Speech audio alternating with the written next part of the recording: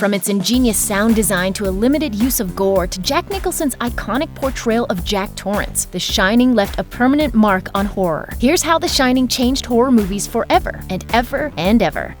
One of the ways The Shining stands out from the horror crowd is through Stanley Kubrick's hyper-realistic lens. This terrifying tale is not told in the familiar, shadowy environment most horror movies prior to 1980 had used to bump up the scare factor. In fact, the majority of the film takes place in broad daylight. Add Kubrick's signature style to the mix, and the result is one beautiful-looking movie. With common tropes out of the way, Kubrick's signature sense of cinematic framing and lighting helps to place the audience firmly into the mood and world of the Overlook Hotel. The story becomes accessible in a way that many horror movies don't. As supernatural as things become, this is still a human story. Kubrick nails this point home by presenting each frame with a heightened sense of realism that pushes psychological boundaries in a way that's almost unnoticeable. Everything seems fine.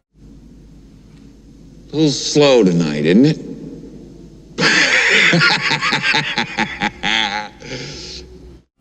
Disrupting this genre formula not only keeps viewers on their toes, it also results in a compelling story that never stops being creepy. The Shining made it clear that it was okay to bring your monster into the light.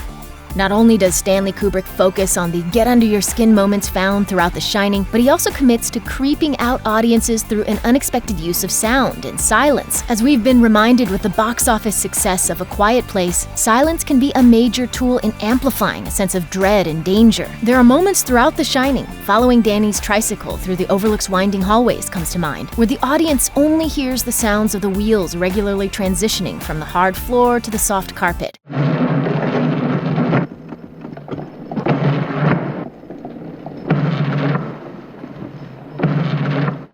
It's not much to watch, but as the camera follows Danny, our perspective is minimized and becomes childlike. Add to that the unexpected sound cues of the movie's score, and the results are quite unnerving. The result finds the audience no longer receiving warnings that the visual horrors are right around the corner, and with those guidelines thrown out of whack, a steady stream of dread and anxiety comes into play.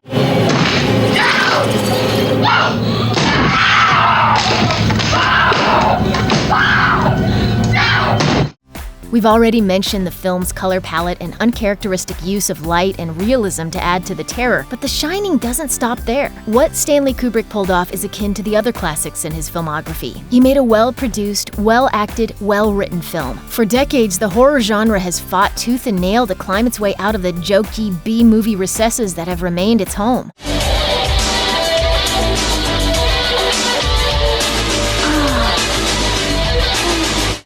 At its heart, The Shining is the tale of a family fractured as its patriarch descends into madness. It's a story that'd be easy enough to tell under low-budget circumstances, but Kubrick was a perfectionist. He elevated the genre through cutting-edge methods and high-quality production. These standards not only left an impact on horror movies, they forever changed cinema.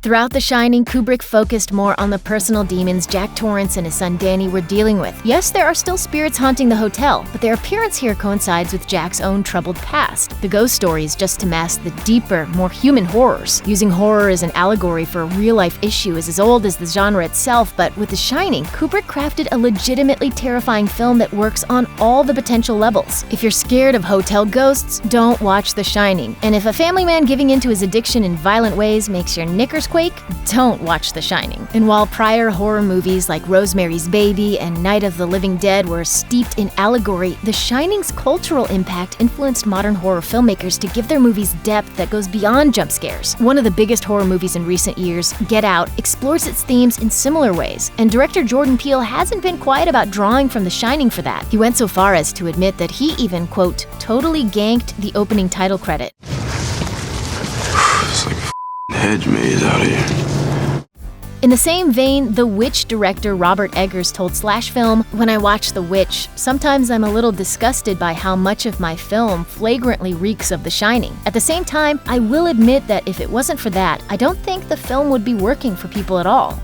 Before The Shining hit theaters, a popular trope explored in horror was that of the evil child. From the Twilight Zone episode It's a Good Life to films like Village of the Damned and The Omen, the creepy child motif had been a strong one in genre entertainment. It still is, but The Shining represented the beginning of a transition. Suddenly, movies started paying less attention to the young Antichrist wreaking havoc at home and focused more on telling empowered tales of survival and redemption through the innocent perspective of the children themselves. In putting Danny Torrance in a position of power, power. With the help of Dick Halloran showing him the how to shine, the boy became the beacon of hope throughout the entire film. You've got the shinin'. You mean shining. Shh, you wanna get sued? As the 80s progressed and films like A Nightmare on Elm Street, It, and The Goonies arrived, the trend of empowering children gaining the upper hand against the evil adults of the world grew exponentially. Kubrick's The Shining flipped the proverbial script, turning this adult-child dynamic on its head. Check out one of our newest videos right here. Plus, even more Looper videos about your favorite movies are coming soon. Subscribe to our YouTube channel and hit the bell so you don't miss a single one.